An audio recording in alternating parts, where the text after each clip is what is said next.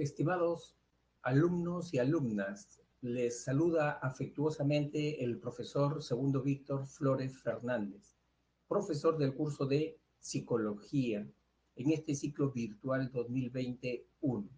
Hemos llegado ya pues a nuestra última clase y bueno, estoy con la esperanza de que lo impartido durante estas 18 semanas les va a permitir afrontar con éxito este cuarto examen en la pre, y si no fuera así los resultados exitosos para el examen de la universidad, ¿no?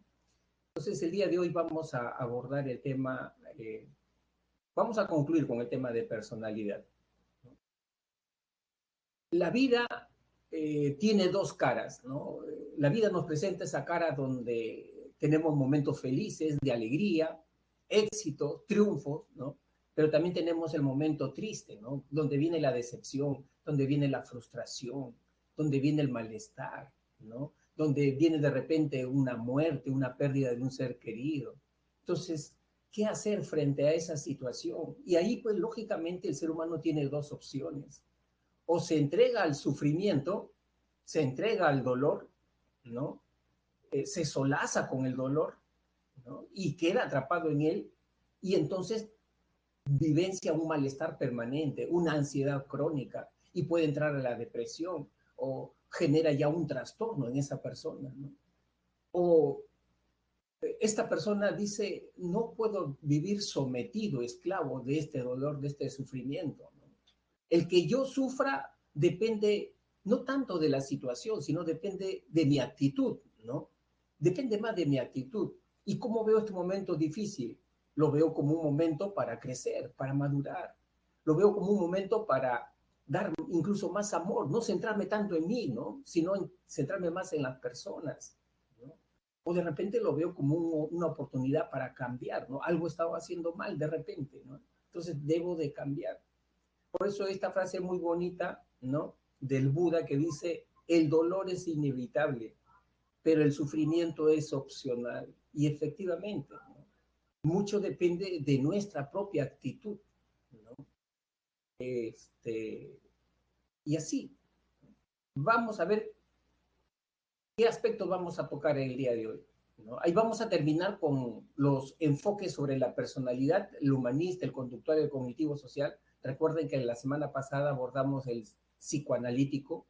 Vamos a ver el desajuste de la personalidad, luego los trastornos de personalidad y los rasgos de personalidad. Esto de los trastornos, chicos, pónganle mucha atención, vayan anotando las características, porque siempre vienen preguntas sobre los trastornos de personalidad. O sea, es un tópico crítico.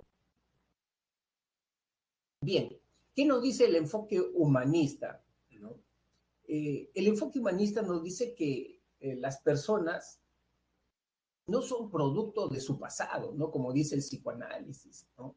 Que tú eres al final la forma como te trataron desde niño, ¿no? Es lo que dice el psicoanálisis. Mentira, dice el enfoque humanista. O si no, dice, es mentira también que el hombre sea producto de estímulos, premios, recompensas, castigos, como diría el enfoque conductual. Eso es mentira.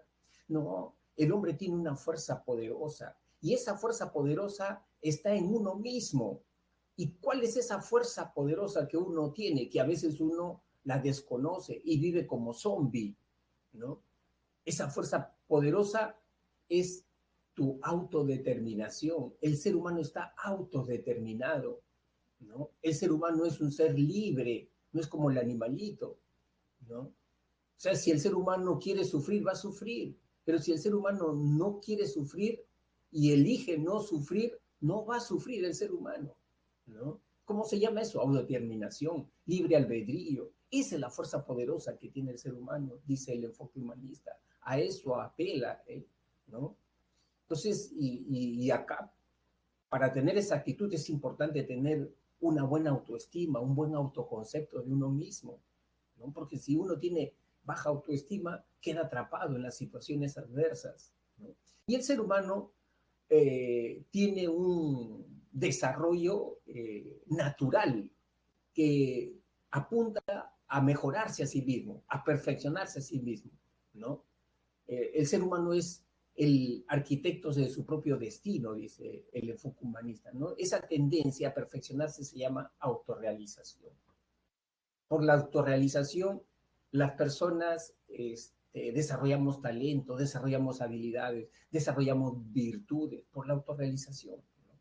Por eso el ser humano tiene que darse cuenta qué es lo mejor que yo tengo como persona. Y si yo eso lo desarrollo, voy camino a mi autorrealización. Y acá hay una frase muy bonita del filósofo humanista Jean-Paul Sartre, ¿no? Él dice, lo importante no es lo que han hecho conmigo, o sea, refiriéndose al pasado, ¿no? Sino lo que yo hago con lo que han hecho conmigo, ¿no? Miren, ahí está la diferencia, ¿no? O sea, es la esencia del enfoque humanista, la esencia, la actitud. Otra teoría humanista es la de Abraham Maslow, ¿no?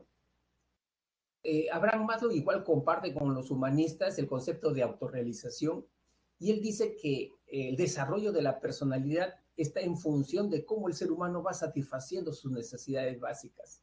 Acuérdense, ¿no?, de la pirámide de las necesidades, ¿no? Mientras el ser humano se ubique mentalmente, ¿no?, en el último segmento de la pirámide, va a ser un ser humano más pleno, más realizado, ¿no? A diferencia del ser humano que se puede ubicar solamente en estas necesidades, ¿no? Entonces, eso a él le da mucha importancia, la satisfacción de las necesidades. Y los trastornos van a surgir cuando no, el ser humano no pueda satisfacer esas necesidades. Ahí van a aparecer los trastornos, dice Abraham Maslow. Luego tenemos otra teoría humanista de Carl Rogers, ¿no? Para Carl Rogers lo importante, chicos, para él es el autoconcepto, la imagen que yo tengo de mí mismo. Y él cree que hay dos tipos de imagen, o dos tipos de yo. El yo real y el yo ideal, ¿no? El yo real es lo que yo creo que soy, lo que yo creo que soy. Si yo creo, por ejemplo, que soy una persona callada, introvertida, ¿no? Reservada, ¿no? Ese es lo que yo creo que soy. Y el yo ideal es lo que yo aspiro a ser, ¿no?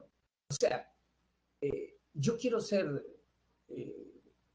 realmente introvertido o quiero ser más sociable.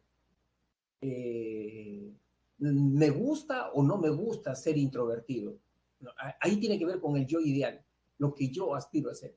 Y cuando las personas tienen una fuerte discrepancia entre mi yo ideal, lo que pretendo ser, con mi yo real, si hay una fuerte discrepancia, ahí vienen los trastornos, los problemas de salud mental. ¿Por qué? Porque no me acepto, porque me rechazo, ¿no? Entonces tiene que haber congruencia. Para que haya una personalidad sana, este señor dice que tiene que haber congruencia entre tu yo ideal y tu yo real, ¿no? Entonces, por eso él le da mucha importancia al papel de la aceptación a sí mismo, a la valoración incondicional a sí mismo, ¿no? Bien, entonces esa es la explicación de este autor. Luego tenemos el enfoque conductista, y hemos dicho, chicos, entonces ellos no creen mucho en la personalidad. En todo caso, ¿qué sería la personalidad para un conductista? Porque ellos no creen en una estructura interna de la mente, ¿no? Como personalidad, no creen en eso, ¿no? Sino, él le dan mucha importancia al aprendizaje. Básicamente el aprendizaje, aprender conductas, desaprender conductas, ¿no? Y la personalidad, ¿qué sería? Sería simplemente la historia de los reforzamientos, ¿no? O sea, cómo la persona aprendió conductas y estas fueron incentivadas y cómo desaprendió conductas y estas fueron castigadas, ¿no? Para este enfoque, el factor externo es lo más importante, los estímulos.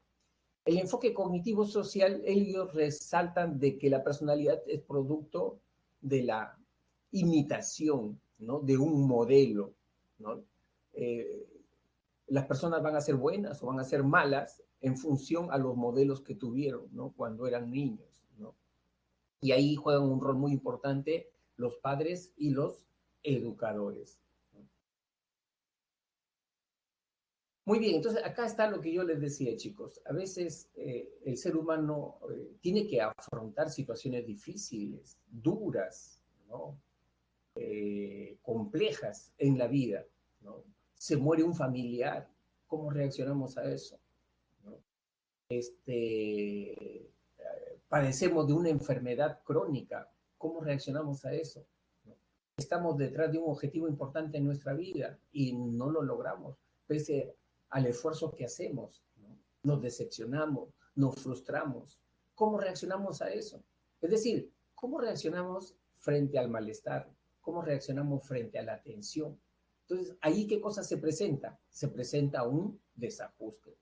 Sin embargo, cuando una persona tiene un desajuste, no significa que eso ya es algo patológico, eso es trastorno. No, no, no, no, no, no.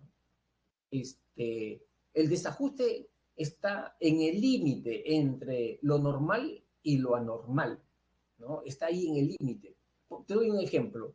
Si se muere un familiar querido, es normal que esa persona sienta tristeza, sienta melancolía, y lo sienta 3 meses, 6 meses. Eso es normal. No por eso vamos a decir esa persona ya tiene un trastorno. Mentira. Ese es el proceso de duelo normal. Que hay ahí un desajuste. Simplemente hay un desajuste. Se acerca el examen, ¿no? Para el alumno es un momento de tensión. Y más si de repente ese alumno está en el cuadro. Y depende si ingresa o no ingresa en este último examen. ¿Qué cosa siente ese alumno? ¿No? Estrés, tensión. ¿No? ¿Eso es patológico? No es patológico. Se da un desajuste. Por eso dice, desajuste es un desequilibrio, ¿no? En la respuesta a la tensión. ¿Y qué tipo de respuestas aparecen? Estrés, frustración, ansiedad, amargura, etcétera, ¿no? Quien estudió el estrés inicialmente fue este médico, este fisiólogo, Hans Selye, ¿no? ¿Y qué es el estrés? El estrés simplemente es tensión, chicos, ¿no? Es tensión, ¿no? ¿Y cuándo se produce esa tensión? La tensión se produce cuando las exigencias y las demandas sobrepasan los niveles de los recursos con los que tenemos nosotros para enfrentarnos a esas amenazas, ¿no? Ejemplo de estrés. Se acerca el cuarto examen, ¿no? Y este alumno de repente no estudió tan bien, con ahínco, con intensidad, ¿no? Y ya la última semana quiere aprenderse todos los temas que no estudió durante el mes, ¿no? ¿Qué cosa se está presentando ahí? Una sobrecarga de exigencia. Entonces, lógicamente, naturalmente, ese alumno tiene que sentir estrés, tensión. ¿Por qué? Porque las exigencias de la situación son superiores a los recursos con los que él tiene para enfrentarse a esa situación, ¿no? Y se va a producir el estrés. Muy bien. Ahora, pero hay dos tipos de estrés. Generalmente cuando nosotros escuchamos estrés, vamos a quitar nuestra cámara para dedicarnos solamente a explicar la clase. Cuando nosotros escuchamos estrés, generalmente lo asociamos a algo negativo, ¿no? Lo asociamos generalmente al malestar, ¿no? Lo asociamos generalmente a la ansiedad, ¿no? Pero sin embargo, también es bueno saber, chicos, que el estrés también tiene una parte positiva, ¿no? ¿Por qué el estrés tiene una parte positiva? Porque el estrés nos activa, nos da energía para enfrentarnos a una situación de amenaza, a un cambio, a una evaluación, ¿no? Si no tuvieras ese estado de activación, de repente no pudiéramos rendir bien, ¿no? Por eso que hay un estrés positivo y hay un estrés negativo. Vamos a ver el estrés positivo. Este, por ejemplo, en esa pareja de esposos que recién se han casado, ¿no? Viene, está por venir ya el primogénito, ¿no?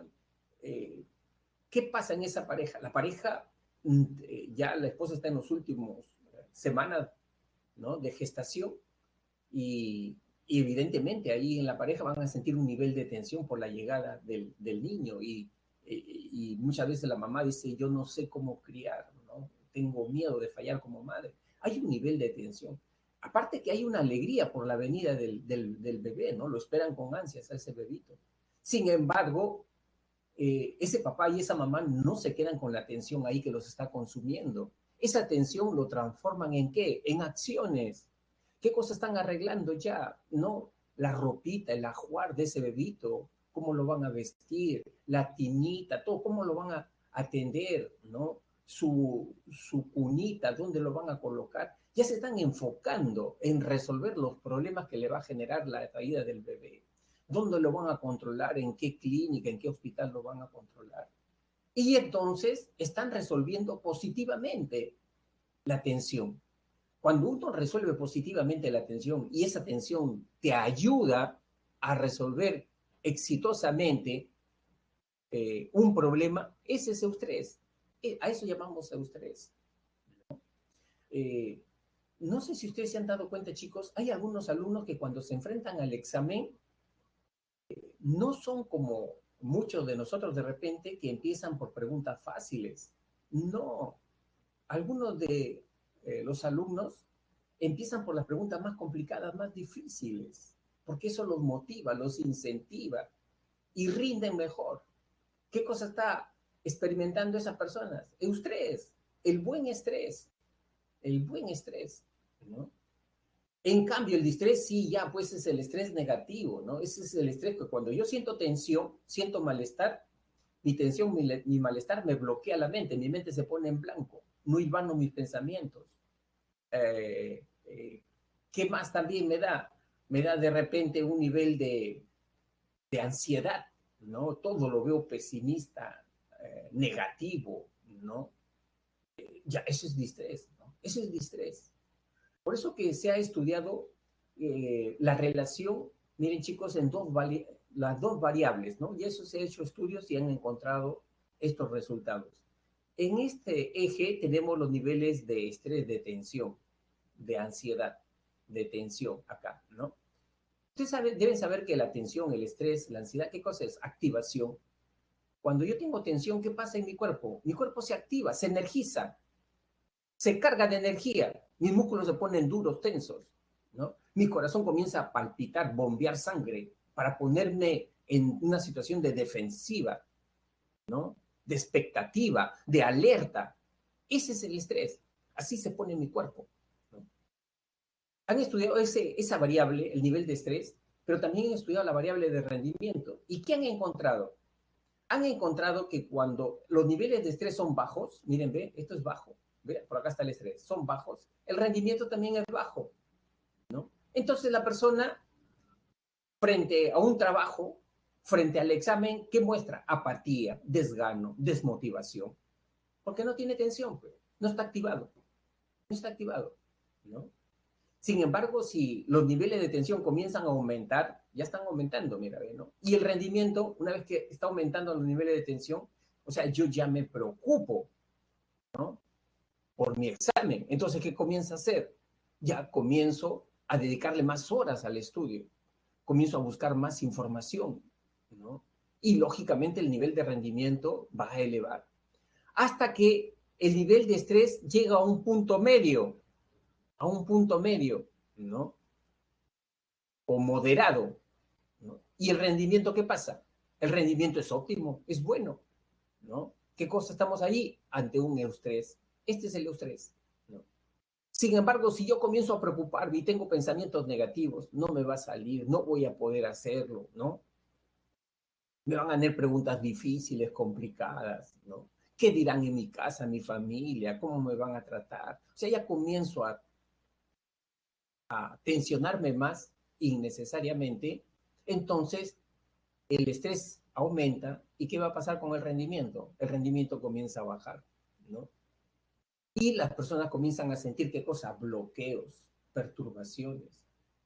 Hay personas que incluso sufren de colapso nervioso, les da hasta fiebre por el estrés, los tumba a la cama, ¿no? Por el estrés, les quita energía ya, ¿no? O sea, ya están colapsadas esas personas, ¿no? Ya no piensan ya, ¿no? Por el excesivo, por la excesiva tensión. Y aquí ya estamos en un caso de distrés. Por eso, ¿cuál es la recomendación, chicos? La recomendación frente a estos hallazgos, haz tú como las cuerdas de una guitarra, igualito. Maneja tu tensión como las cuerdas de una guitarra. Si tú tienes una guitarra, ¿no? Con unas cuerdas muy flojas, estás acá, ¿no? O sea, te entra la apatía, la cuerda. Pero si tú te vas al extremo y tratas de tensar esas cuerdas de esa guitarra, las tensas y comienzas a tocar de esa manera esas cuerdas, que vas a producir chirridos, vas a romper las cuerdas. Ese es el distrés. Entonces tú tienes que lograr tener esas cuerdas de tu tensión, ¿no? A un nivel moderado, moderado, para que produzca buenos ritmos, buena melodía, si tú también produzcas, ¿no? Un buen rendimiento. Ese es el eustrés, ¿ya?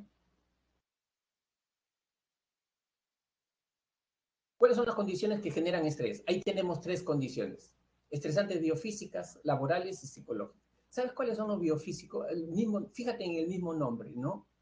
O sea, son condiciones ambientales que atentan contra la homeostasis del organismo, contra la integridad corporal del organismo. Van directamente allí, ¿no? Al cuerpo, a su fisiología. Ruidos altos, estresante biofísico, ¿no? Vivir al costado de una discoteca, ¿no? El ruido ahí todos los fines de semana, ¿no? Estoy estudiando y estos vendedores por la calle que están con sus parlantes altos, ¿no? También igual, ¿no? Estresantes biofísicos. Hemos puesto uno a la calor excesiva. O sea, el cuerpo ser sometidos a temperaturas altas o temperaturas muy bajas. Esos son estresantes biofísicos, ¿no? Otro, la enfermedad.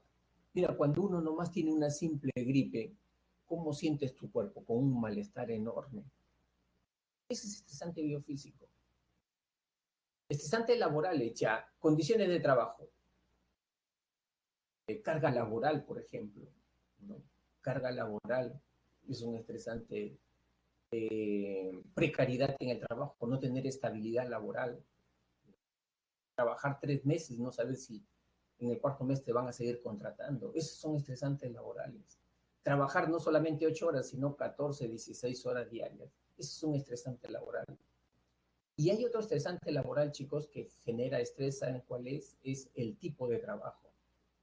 ¿Cuáles son los trabajos más estresantes? Aquellos trabajos en los cuales tú tienes que trabajar interactuando con personas o interactuando con máquinas, equipos. ¿Cuáles creen son esos trabajos más estresantes? A ver, una pregunta,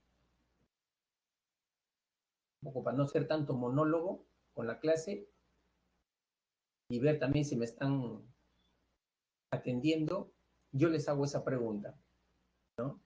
¿Cuáles son los trabajos más estresantes? Aquellos donde tienes que interactuar con público, con personas, o donde tú estás trabajando con máquinas, herramientas, equipos. A ver, ¿qué te parece a ti? Ítalo, máquinas, para Ítalo, mira, máquinas, le estresan trabajar con máquinas, herramientas. Renzo, interactuar con personas.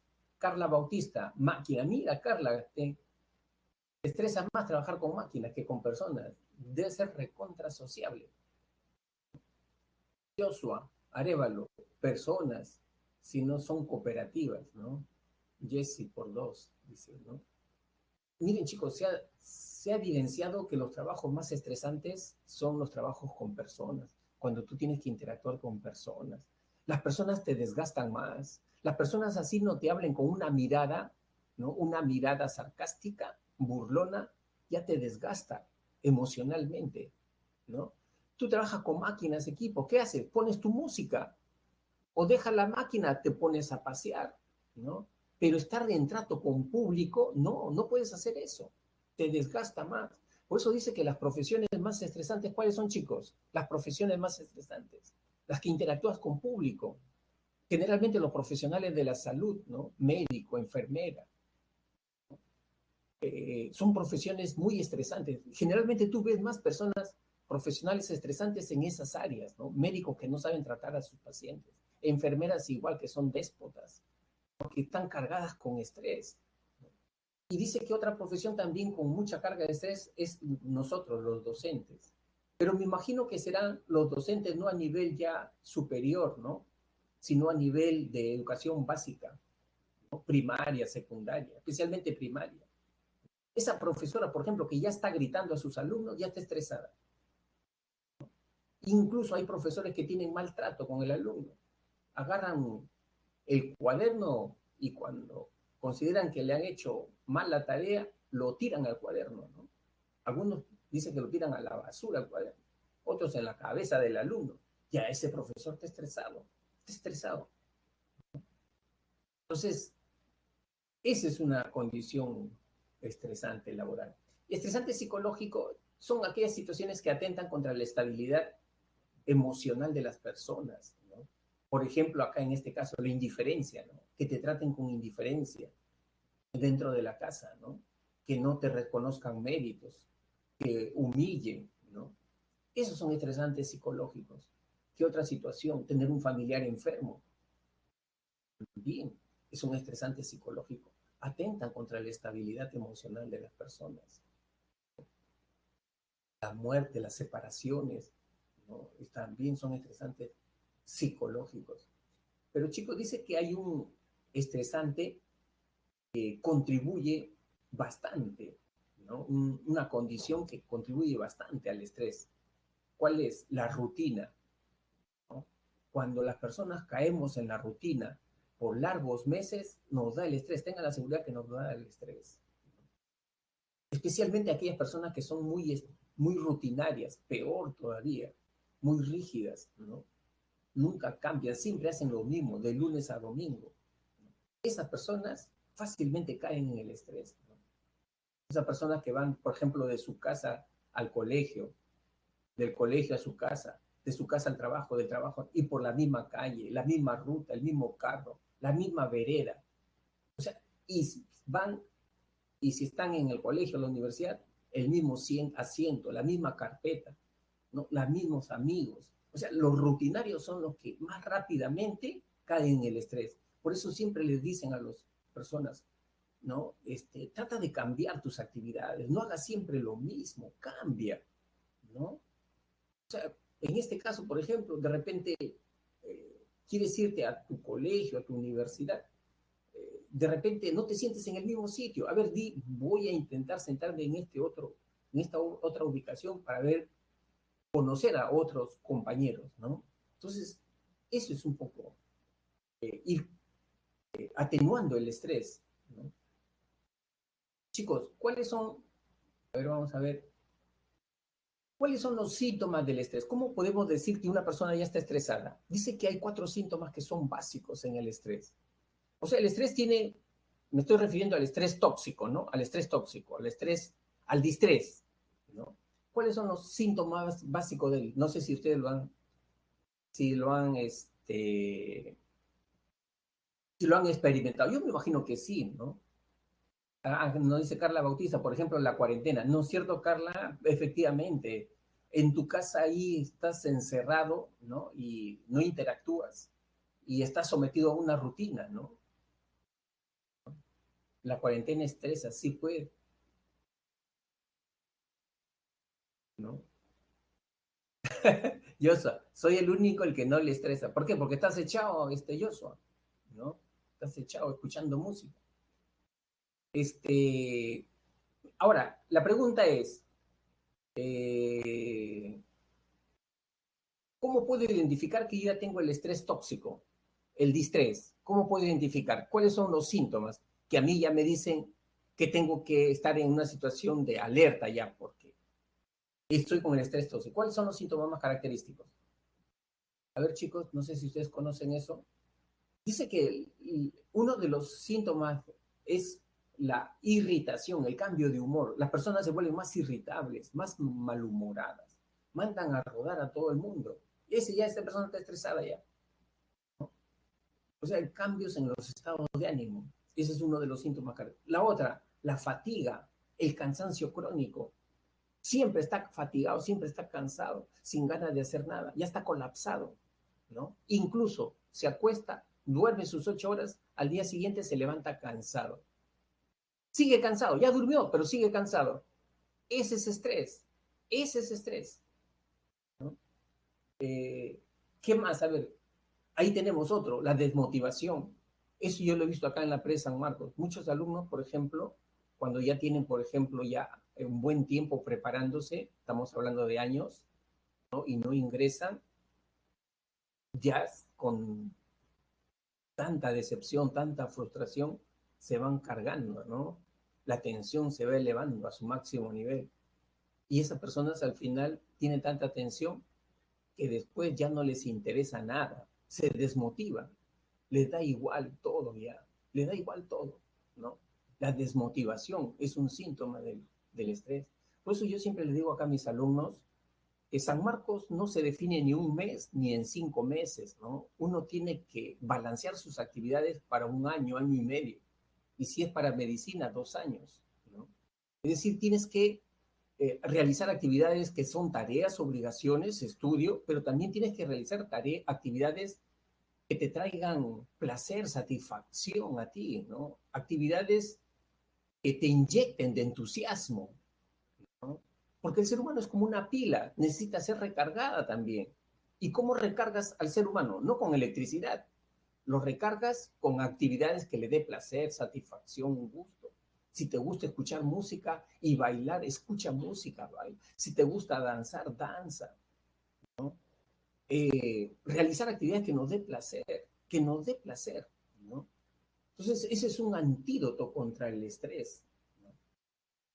Y el otro síntoma son eh, ahí tenemos los problemas físicos, ¿no? La rigidez, la tensión. A las personas comienza a dolerles, por ejemplo, el cuello, la nuca, ¿no? Te toca la nuca, esa nuca, los músculos de la nuca están duros, parece eh, granito, mármol, ¿no? Duro, ¿no? Ese es el otro síntoma del estrés, ¿no? Entonces, en términos generales, hablamos de 4 tipos de reacciones, miren chicos. Hay reacciones o síntomas cognitivos, emocionales, conductuales y físicos, ¿no? Los síntomas cognitivos, ya ustedes de repente ya los conocen, ¿no? Bloqueos, las personas se olvidan con facilidad, hasta de lo que ya saben se han olvidado. Dudan, ¿no? De lo que ya saben, ¿no? Están en el examen y tienen mucha atención, la de multiplicar se olvida. 8 por 8 será 64, no creo. Y están dudando ya, ¿no? Ahí tenemos reacciones emocionales. Ya hemos hablado de la irritación, ¿no? Las personas se irritan con facilidad. Las personas tienen ansiedad, se anticipan mucho, ¿no? Demasiado se anticipan al futuro. O sea, ya no vivencian, ya no experimentan. Su mente está ubicada en el futuro. ¿Y si me viene esto? ¿Y si me pasa esto? ¿No? Problema de autoestima. Reacciones conductuales. Ahí cuáles tenemos. Ahí tenemos los tics nerviosos. Cuando una persona carga mucha tensión en su cuerpo, dice que sabiamente el cuerpo las libera. ¿Cómo? Como tics nerviosos. ¿Cuáles son esos tics nerviosos? Esos movimientos repetitivos que tenemos, ¿no? Algunos se muerden las uñas, otros mueven la pierna, ¿no? Otros se cogen algún segmento de su cuerpo, se cogen la barbilla, las orejas, la nariz, constantemente, ¿no? Su tic nervioso. A otro le da por comer. Es decir, siempre ahí están en casa, se están llevando algo a la boca ya, ¿no? Es como un tic nervioso. Están llevando algo a la boca.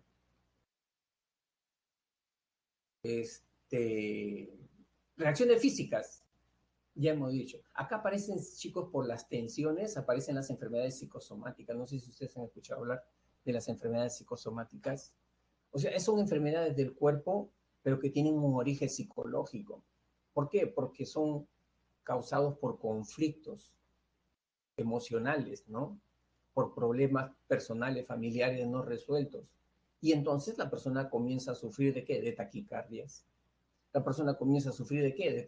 ¿No? De gastritis. Comienza a tener gastritis, ¿no? Y comienza a tener problemas dermatológicos también, ¿no? Por la tensión. Se incrementa de repente el acné, ¿no? O la cefalea, los dolores de cabeza. Entonces, eso acarrea, ¿no? La tensión que no es gestionada, que no es adecuadamente manejada. Ya le hemos dicho, chicos, lo importante es siempre hacer un balance de nuestras actividades.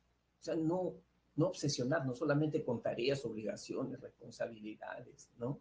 Eso lo puedes hacer, sí, pero en una semana, máximo un mes, pero por tiempos prolongados y olvidándote del otro lado también que tiene la vida, ¿no? De provocarte satisfacciones, gozo, placer, ¿no? Y eso depende ya de ti. ¿Y qué significa gozo, placer? Conversar con tus amigos, mantener el vínculo, cultivar un hobby, ¿no? Entonces tienes que proveerte tú mismo de ese tipo de actividades. Eso es inyectarte de energía, ¿no? Bien, ahora viene el concepto de resiliencia. Resiliencia es, chicos, la capacidad para enfrentarte a la adversidad, ¿no? Y salir exitoso de esa situación, ¿no? Acá hemos puesto como un ejemplo de comportamiento resiliente a este motivador, ¿no? Eh, que es Nick Vujicic, ¿no? Es una persona que no tiene las extremidades, sin embargo, él no cayó en la depresión, no se suicidó, ¿no? Con una situación tan adversa, tan dura para él. Y se ha dedicado a motivar a otras personas. Cuando tú lo ves, ¿no? Tú dices, caramba, mira, esta persona no tiene sus extremidades, ¿no? Y yo que tengo las cuatro extremidades, me estoy autocompadeciendo de mí mismo, ¿no? Esta persona que no tiene extremidades, nada, hasta nada, y yo que tengo brazos, piernas, no sé ni nadar. O sea, el problema no es los hechos que te están ocurriendo, el problema es tu actitud, qué actitud tienes frente a esos hechos. Ese es tu problema, ¿no? Y tienes que sacudirte sobre eso, ¿no? Entonces, cuando uno se enfrenta a esas situaciones adversas, ¿no? Y cambia su actitud y la supera, entonces está teniendo un comportamiento resiliente, ¿no? Incluso hasta familia tiene, mira, hasta familia. Bien, seguimos. Luego tenemos los trastornos de personalidad. ¿Qué es un trastorno de personalidad? Ya este es un comportamiento crónico ya, que tiene que ver con un comportamiento desadaptativo, rígido, inflexible. Y este comportamiento trae problemas, ¿no? Es decir, ya todo el mundo lo conoce a esa persona como que es media rara, algunos lo llaman raro, tiene un comportamiento raro, no es normal su comportamiento, ¿no? Pero no está loco, no tiene psicosis, eso no. Es una persona que trabaja, estudia, pero tiene un comportamiento extraño, raro, ¿no? Y a todo el mundo lo señala como un comportamiento raro, ¿no? ¿Y por qué? Porque tiene alteraciones. ¿En dónde? En su pensamiento. A veces tiene delirios, delirio de grandeza, ¿no? Delirio de grandeza, este, problemas en la afectividad, de repente baja autoestima, ¿no? Funcionamiento interpersonal. De repente es una persona que se retira frente a los demás, no interactúa con ellos, ¿no? Se aísla totalmente, ¿no? O es una persona muy impulsiva. Entonces, hay problemas en su comportamiento.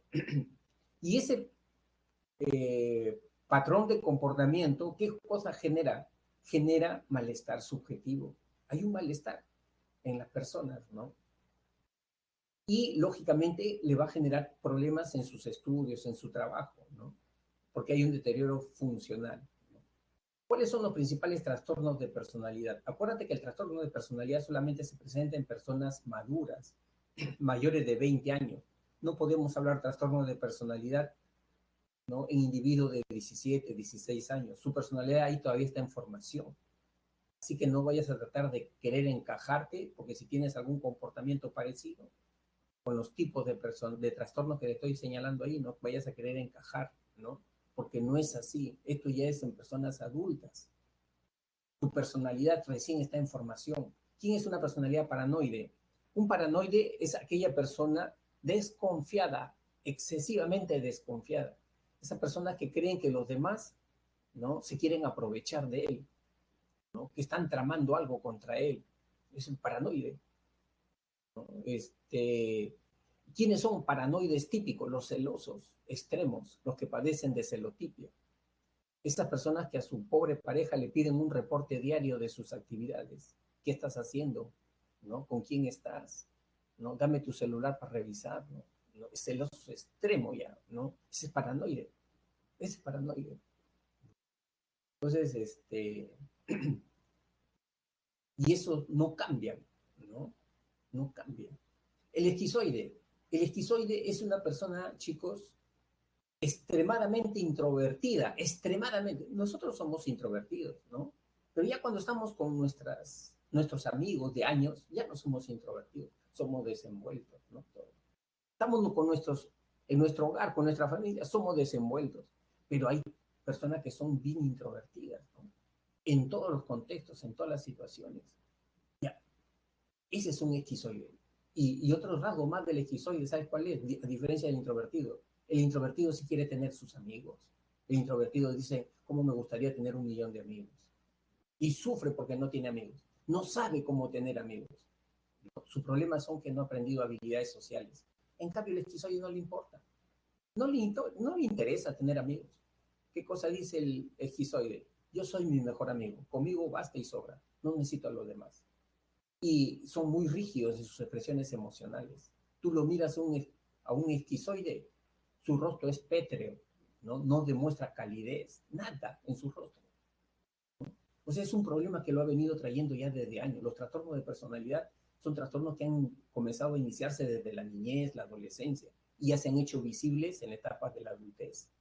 El esquizotípico. Los esquizotípicos son personas, chicos, que tienen alteraciones cognitivas, tienen delirios, delusiones. Por ejemplo, ellos creen que tienen poderes sobrenaturales, ¿no? Yo me comunico con los espíritus, dice. Yo me comunico con la cuarta dimensión.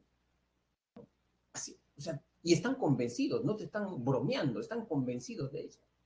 ¿No? Tengo poderes de telequinesis y tienen un comportamiento bizarro, extraño, ¿no? Se visten bien extrañamente, se visten, ¿no? Ese es el trastorno esquizotípico. El trastorno esquizotípico dice que es el primo hermano de la esquizofrenia. Tiene una carga genética muy fuerte también. O sea, dentro de estas personas que padecen trastorno esquizotípico, hay un familiar que tiene esquizofrenia. El antisocial. Acá algunos alumnos yo he apreciado que antisocial le llaman a aquellos que no les gusta reunirse con los demás. Ese es un antisocial, dice. Mentira.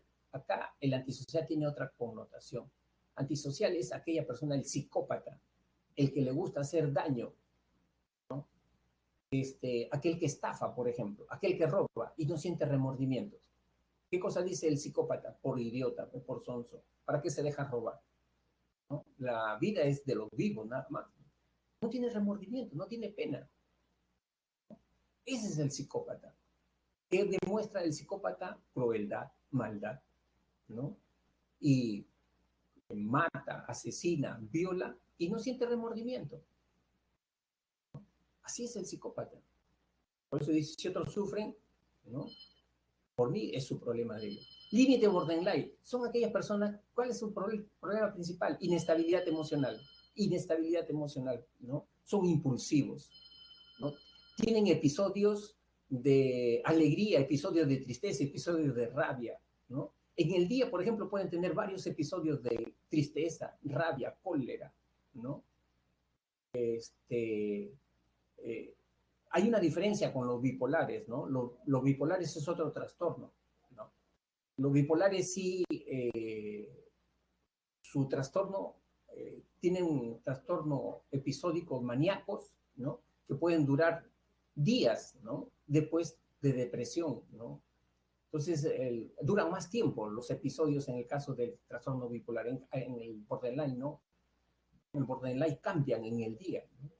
El histriónico es aquel que le gusta hacer teatro, drama, ¿no? Le gusta manipular a los demás, ¿no? Son personas que les gusta exagerar, ¿no? Si van a un velorio, a un entierro, ¿no? Ellos ya se quieren meter en el cajón a llorar con el muerto adentro, ¿no? Les gusta hacer teatro. Si le cuentas un chiste, el que menos se ríe, otro es una carcajada, el histriónico se tira al piso a reírse. Así es, escandaloso. Se sube a la carpeta a reírse, ¿no? Es ampuloso. Esos son los histriónicos. Les gusta llamar la atención.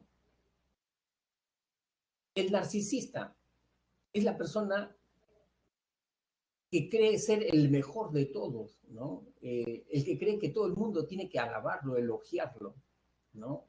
darle loas, elogios, ¿no? Viene de la mitología griega, ¿se acuerdan de Narciso? Ese que se enamoró de la imagen de sí mismo, ¿no? Y que no comía, no dormía por mirarse, esa es la mitología, ¿no? Hasta que murió por inanición, ¿no? Así, ese es el narcisista. El que dice, yo soy el mejor de mi clase, no hay otro como yo. Mis amigos tienen que agradecerme que yo, ¿no? Que yo viva. El de evitación o ansioso es las personas más ansiosas, más temerosas, más miedosas. A todo le tienen miedo, a la sangre, a la altura, a las personas, a todo le tienen miedo, ¿no? Entonces, tiene mucha hipersensibilidad, ¿no? Y el dependiente es las personas pueriles, infantiles, es que tienen 40, 20, 25, 30 años y su comportamiento es de un niño, de un adolescente. Siempre que están buscando la aprobación, ¿no? Frente a los demás, ¿no? Tienen un comportamiento muy sumiso, ¿no? O sea, ya tienen 25, 30 años y todavía no se ha producido el destete de su madre, ¿no? Tienen miedo a ser abandonados por los demás, ¿no? Luego tenemos el obsesivo compulsivo anarcástico. Esos son chicos, los perfeccionistas. ¿Obsesivo por qué? Porque se les mete una idea fija, ¿no? Algunos, por ejemplo, tienen ideas fijas sobre limpieza, ¿no? Esto está sucio, acá hay virus, y está limpio, pero para ellos hay virus, ¿no? Otros tienen obsesión sobre su salud, no, ya estoy mal, ya. Un dolor de cabeza, no tendré un aneurisma en mi cabeza, ¿no? O sea, se obsesionan por algo, ¿no? Como tienen una obsesión, tienen una compulsión. ¿Qué es una compulsión? Un comportamiento repetitivo. Si yo considero que esto está sucio, entonces a esto lo limpio ¿cuántas veces? 15, 20 veces lo limpio, ¿no? Entonces estas personas están esclavas de su problema, viven esclavos de su problema. Ese es el obsesivo compulsivo. Esa persona tiene que salir de su casa, ¿no? Cierra la puerta principal, está a mitad de cuadra en la calle, le asalta la obsesión. ¿Haber cerrado bien la puerta? Creo que le he cerrado. Regresa nuevamente, chequea que está cerrada. Para una persona normal, con una vez que ha chequeado, suficiente. Sin embargo, el obsesivo compulsivo no es así. Nuevamente, ya está caminando y otra vez le asalta la obsesión. Y si por allí hay un ladrón, de repente puede entrar alguien y se regresa otra vez. O de repente la chapa es el problema, ¿no? De repente la chapa no funciona bien, ¿no? O sea, por cualquier cosita, detalle, siempre está haciendo lo mismo, ¿no? Ese es el obsesivo compulsivo. Entonces, son personas que viven esclavos de sus problemas, ¿no? Por eso tienen dificultades en las relaciones interpersonales. Los demás le dicen, no, ese es un raro, ese es una persona extraña, ¿no? Personalidad madura. Miren chicos, ¿qué es lo más importante que se pueda apreciar en una persona que tiene salud mental, ¿no? Tiene buena salud mental. Acá están planteando algunos rasgos, ¿no? Algunos rasgos. Este, eh, pero los rasgos más importantes tienen que ver con la autoestima, ¿no? Tener buena autoestima, eso es lo más importante. Y otro rasgo importante es ser transparente, ¿no? O sea, expresar lo que sientes y lo que piensas, ¿no? Saber expresar lo que sientes, aprender eso es lo más importante. Cuando uno es transparente, cuando uno es sincero, cuando uno es fiel a sí mismo, ¿no? Eh, tienes estabilidad emocional, tienes buenas relaciones, las personas aprenden a respetarte, ¿no? Porque saben cómo tú piensas, ¿no? Claro que acá se señalan algunas rasgos, ¿no? Tener objetividad en tus apreciaciones, ¿no? Ser una persona autónoma, no depender de nadie, tener capacidad de amar es muy importante, no enfocarte en ti mismo, ¿no? No enfocarte siempre en ti mismo. Las personas inmaduras, infantiles, siempre se están enfocando en sí mismas, ¿no? Sentido de responsabilidad, una visión amplia, tener sentido del humor, ¿no?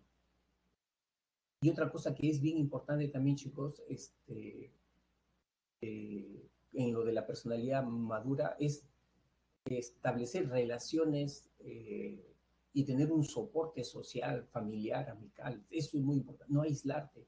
Cuando uno tiene un problema, lo peor que puede hacer es aislarse, ¿no?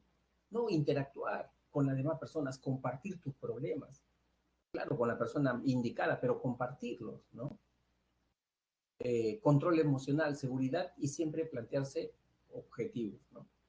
Y entonces yo creo que hasta acá ya hemos concluido, vamos a la práctica, porque ya no gana el tiempo.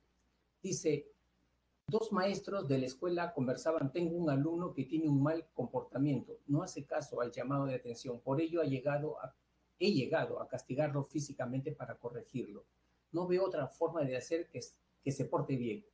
Pareciera que está acostumbrado al castigo. La justificación del maestro es acorde al enfoque explicativo de la personalidad denominado. ¿Cuál sería la respuesta ahí? ¿No? La C, ¿no? Claro, ¿no? Por los estímulos, ¿no? En este caso, el castigo, ¿no? Factores externos, ¿no? La C, conductual. Muy bien. Cuando Liz y Roberto se casaron, la mayoría de sus conocidos decían que era una pareja perfecta y que su amor duraría para siempre. Sin embargo, no fue así y actualmente están tramitando su divorcio. A quien más le ha afectado esta situación es a Roberto, quien se siente muy triste y se irrita fácilmente. La condición estresante evidente en este caso sería una de tipo, ¿qué tipo sería? ¿No?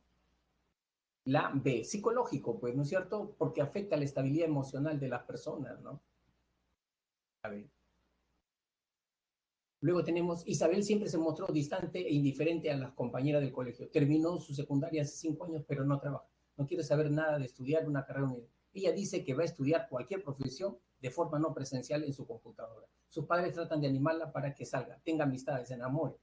Ante lo cual ella responde que no le interesa estar con la gente, que ella es su mejor amiga, ¿no? Ahí ya tenemos, lógicamente, un típico, ¿no es cierto? Como dice acá, esquizoide, ¿no? Ítalo, Daniel, Luciana, ¿no? Un esquizoide. No le importa tener amistad a ellos, ¿no? Viven solos. Chicos, apréndanse bien los trastornos, por favor, ¿ya? A ver, vamos con la última sección, ¿no? Ya está. Dice, ¿qué te pareció la explicación de la clase del día de hoy? Y ya tienen entonces las 5 alternativas. Bien, yo quiero aprovechar para despedirme, estimados alumnos. Ha sido un placer haber sido su profesor, ¿no? Y tener chicos tan participativos. Me ha encantado eso de lo de su participación. Yo creo que me voy con eso. Lo mejor de ustedes es su participación, ¿no? Y les deseo éxito, pues, en este cuarto examen, ¿no? Mucha disciplina, siempre. El ingreso a San Marcos es de disciplina. Eso es básicamente disciplina y perseverancia. Los conocimientos se van adquiriendo, se van adquiriendo, ¿no? Da todo, lucha, no te desanimes, lucha. Cuando tú has dado lo mejor que tú has dado, ¿no? En este tiempo de preparación y no has conseguido los resultados, pero te queda la satisfacción que has luchado, ¿no? Y eso es lo más importante, ¿ya?